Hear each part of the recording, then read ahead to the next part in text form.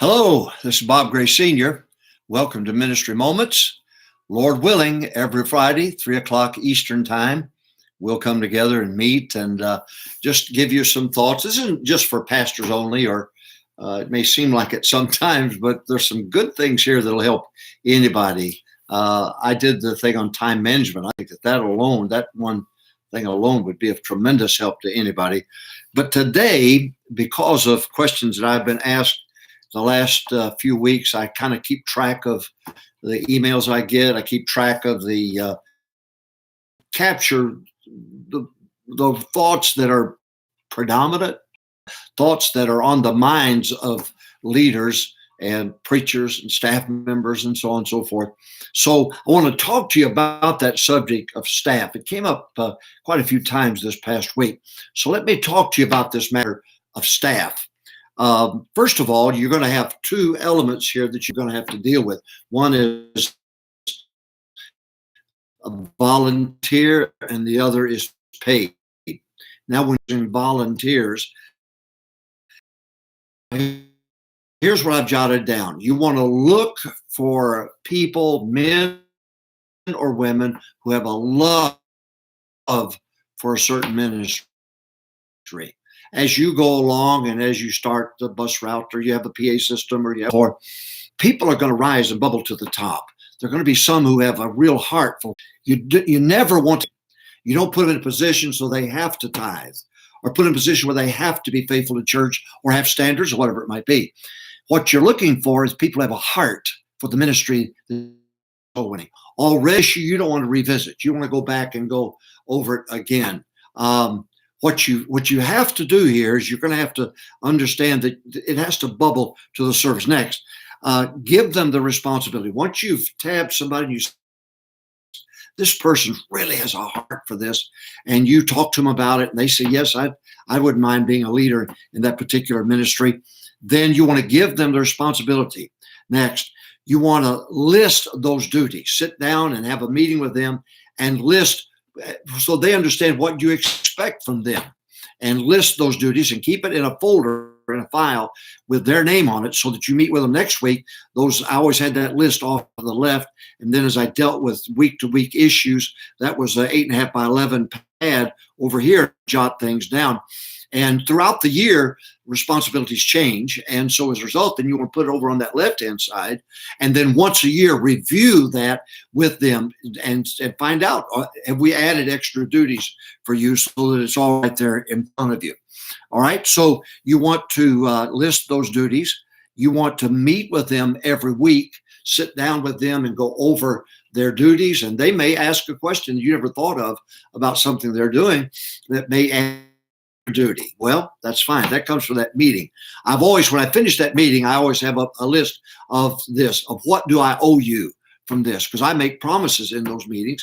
And then at the next hour, what do you owe me? And I'll make those two lists. When I come back the next week, I want to check off, make sure that I did my part, that I was able to help them with this list. What do I owe you? And then they would, what they owed me, they would tell me, and then I would review that at the end of the meeting with them.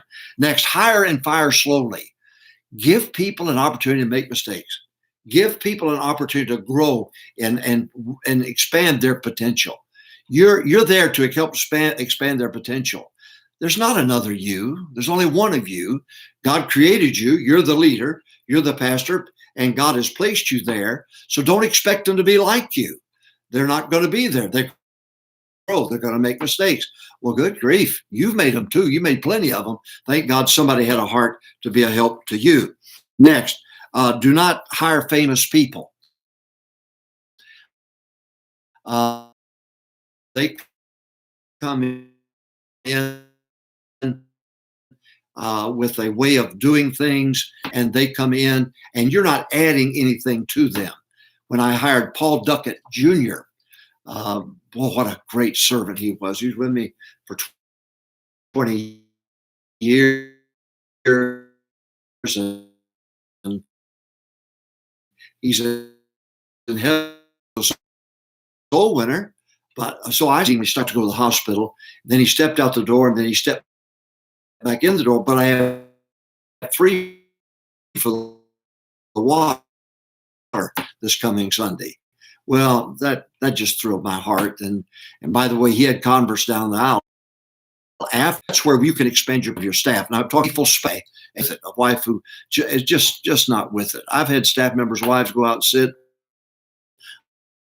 on the stairway out in the hallway while I was preaching, and but you want, we had no staff buildings. Salamander and heaters under the buses. We had 4 buses. So able to do it, then make sure you get a maintenance man. Second thing I would hire, I'm talking about going from volunteer to paid, is a bookkeeper. And if you don't have somebody who's got an accounting background or bookkeeping background, then his son was a youth director, bus director, and he had, the last point is this: do everything yourself first. Do everything yourself first. You ought to have done it, so that when you bring somebody, whether they're volunteer, whether they're paid, you bring them on. Good, that's great. But you should have already done it, so that you, with confidence, can say the thing that started coming in because somebody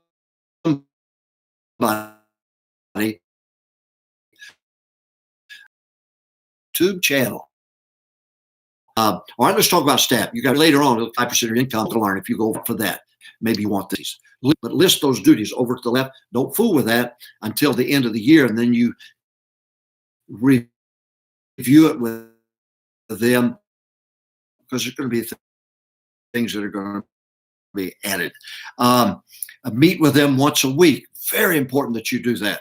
I know that I wanted to make sure that we had people who are qualified, but a maintenance man is crucial. A bookkeeper with a telephone company as a bookkeeper, and put her on and let her for, and then do everything yourself at first. Very important. At 3 p.m. on Friday, Central Time. So I want you to join us every Friday at 3 time, our YouTube channel. Subscribe. That way it'll come, we'll notify you. And so many things on solvechurchproblems.com. You ought to go subscribe to solvechurchproblems.com. So many, they just never finished for some reason. They got married, had children, came home, responsibility, but it was nagging at them, the fact that God called them and they weren't fulfilling their degree. We'll help you with that. But Friday at 3 p.m. Central Time, and I hope that you'll subscribe